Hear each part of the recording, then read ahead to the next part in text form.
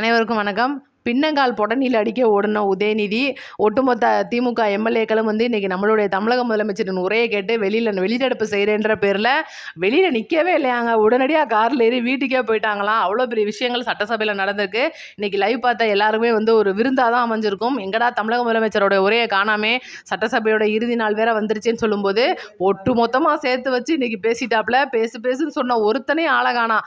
5 நிமிஷம் கூட பேசலைங்க, அரண்டடிச்சு ஓடிட்டாங்க. இதெல்லாம் நீங்கள் பார்த்துருப்பீங்க. ஏகப்பட்ட விஷயம் வந்து இன்னைக்கு திமுக பண்ணின ஒவ்வொரு விஷயமும் நம்மளுடைய தமிழக முதலமைச்சரோட வாயிலிருந்து வந்திருக்கு.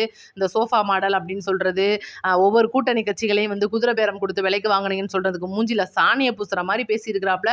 ஒவ்வொரு கட்சியும் சுயேட்சையா தான்டா எங்க கூட வந்து சேர்ந்திருக்காங்க. உங்களை மாதிரி வந்து கல்லாப்பெட்டி கூட்டணி நாங்கள் நடத்திட்டு இருக்கல, மக்களுக்கு சேவை செய்யணும்னு மக்களோட மக்களுக்காக வந்து நாங்கள் அரசியல் பண்ண வந்திருக்கோம்னு சொல்லிட்டு மனச்சாட்சி உள்ள மக்களாட்சி இங்கே நடைபெற்றுட்டு இருக்கு.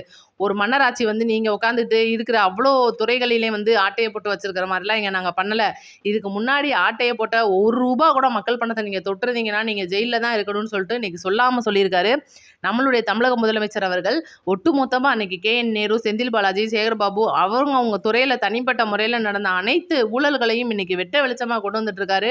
ஒவ்வொரு துறைக்கும் சம்மந்தப்பட்ட வெள்ளை அறிக்கைகளே அந்தந்த துறை சம்மந்தப்பட்ட அமைச்சர்கள் வந்து இன்னைக்கு கொடுக்கறதா இருக்காங்க. ரொம்ப முக்கியமாக இன்னைக்கு சபாநாயகர் அவர்கள் வந்து நம்மளுடைய தமிழக முதலமைச்சருடைய உரை தொடரணும்னு சொல்லும்போது எதிர்க்கட்சி தலைவர் வந்து பயங்கரமாக கொதிச்சாப்புல. நேற்றுலாம் கூட பார்த்தீங்கன்னா அவருடைய யாரோ மாமாவோ யாரோ மாடத்துலலாம் உட்காந்து பார்த்துருக்காங்கன்னு சொல்லிட்டு அந்த விஷயம்லாம் நீங்கள் பார்த்துருப்பீங்க.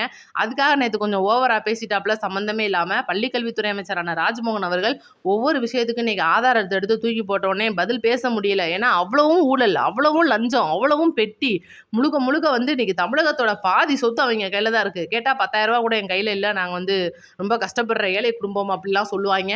இன்னைக்கு நிறைய திட்டம் வந்து இன்னைக்கு மக்களுக்கு சொல்லிட்டு ஆனால் எவ்வளோ கொள்ளையடிச்சாங்க அப்படின்ற விஷயத்தெல்லாம் நம்மளுடைய தமிழக முதலமைச்சர் உண்மையிலே நம்மளுடைய தமிழக முதலமைச்சர் விஜய் அவர்கள் இந்த மாதிரி பேசுவாரா? ஏன்னா ஒரு அரசியல் முதிர்ச்சியான பேச்சை வந்து இன்னைக்கு சட்டப்பேரவையில் நம்ம பார்க்க முடிஞ்சிச்சு.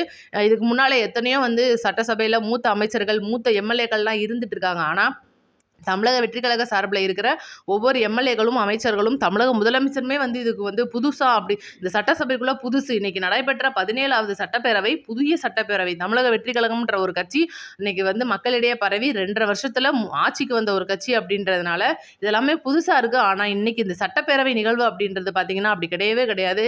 முதிர்ச்சியான அரசியல்வாதியாக இன்னைக்கு நம்மளுடைய கண்ணுக்கு முன்னாடி நம்மளுடைய தமிழக முதலமைச்சர் வந்து தெரிஞ்சார். இன்னி இவங்க பண்ண லஞ்ச லாவணியம் அனைத்தையுமே வந்து வெளிக்கொண்டுட்டு வருவோம் அப்படின்றதையும் சொல்லியிருக்காரு.